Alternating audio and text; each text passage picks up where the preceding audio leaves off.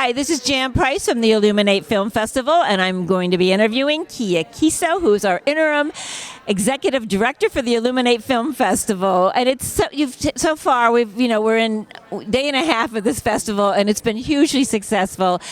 Everyone I've talked to and interviewed, they are so happy to be here. This is such an amazing festival. It truly is, and it has to do from the top going down. So thank you for doing this. So let's talk a little bit about how you became the interim executive director.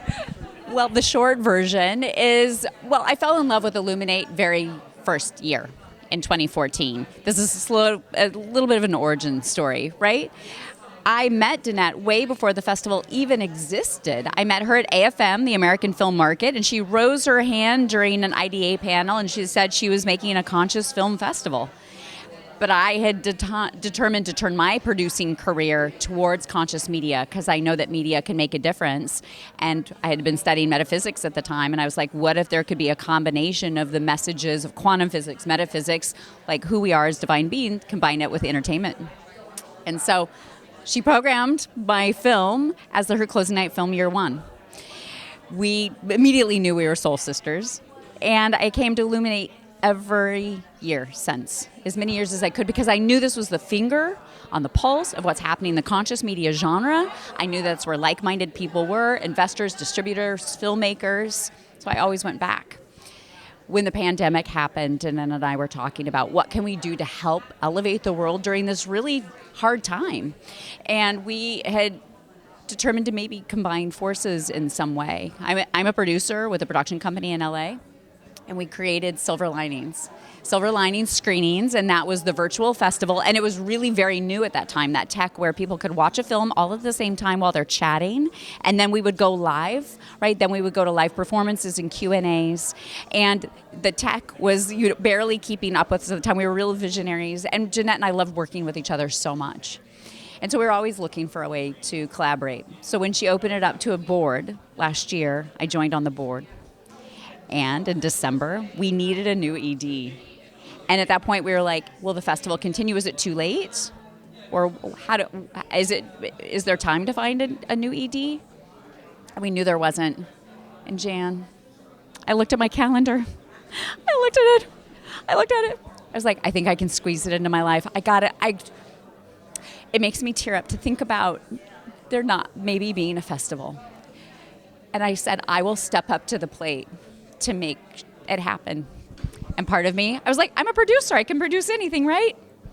Film festivals are completely not like film. I produced like Super Bowl commercials and documentaries and, But what's been fantastic about it is the team and the passion. And we've had a lot of long hours. We've had a lot of, challenges. But it's because we feel like we're being of service to something greater and we come at it from love, that it's made it easier for me.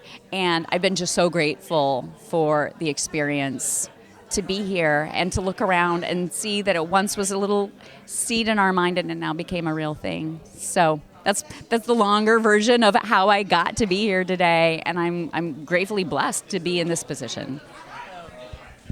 For having just stepped in, in December and putting on such a successful festival. I mean, it's a kudos to you for doing that. And I do hope, as someone said, that you take the word interim out of it, for sure, and decide to become the executive director permanently, because it's this the way you have done it this year. I mean, last year was the first year in Santa Barbara. First year I attended, and the way that you have done it this year, so it's so easy and comfortable to get around. The theater's right across the street. The hub is here.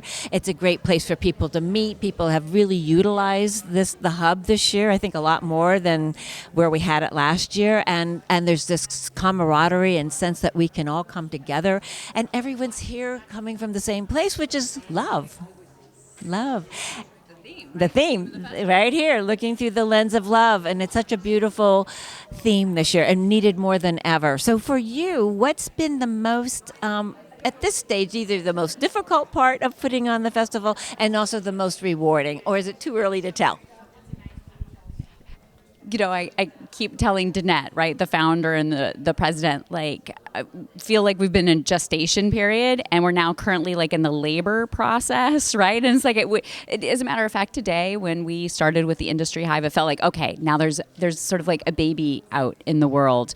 So it's been a journey, right, of imagining what it could be, visualizing what it could be, wondering if it will be that. And I think the biggest challenge was just getting rid of sort of the doubts and the fears and the worries, because they creep up. And when you're pushed outside your comfort zone, you lose track of sort of your core, I think, sometimes. And it was continuing to remind myself, the team, that we're, like I mentioned before, like, we're a service of something much larger, and in some ways we need to step out of the way. So the biggest challenge has been reminding ourselves that imagination is a huge part of it, and there's only so many hours you can work or so many spreadsheets that you can build. But when you co-create, it makes things so much easier. So the challenge is remembering the co-creation. And so sometimes I would be like stressed about something, and I would just take a moment and I would just visualize the perfect festival. And it looked and sounded a lot like, I was like, what does it look like, feel like, sound like, taste like? Right now it tastes like mint. And I'd just be like, then we have to then just surrender and let whatever is meant to be come into fruition. And sometimes things slipped away. But when they slipped away, at the moment, it was hard and stressful. But actually, the better things showed up to replace it. So in many ways, the challenges was just getting out of our way.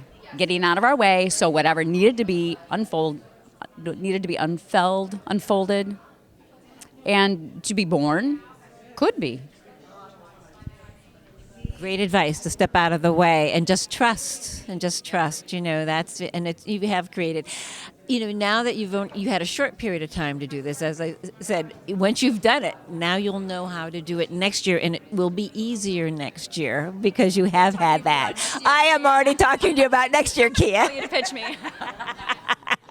I was in sales. Oh my God, you're good at it. I can say, just because the way my brain works, every single time we did hit a challenge, I already had a list called the 2026 proposal, and it's divided into categories, and I would throw in new ideas because I'd be like, now I know. Before, I didn't know what I didn't know.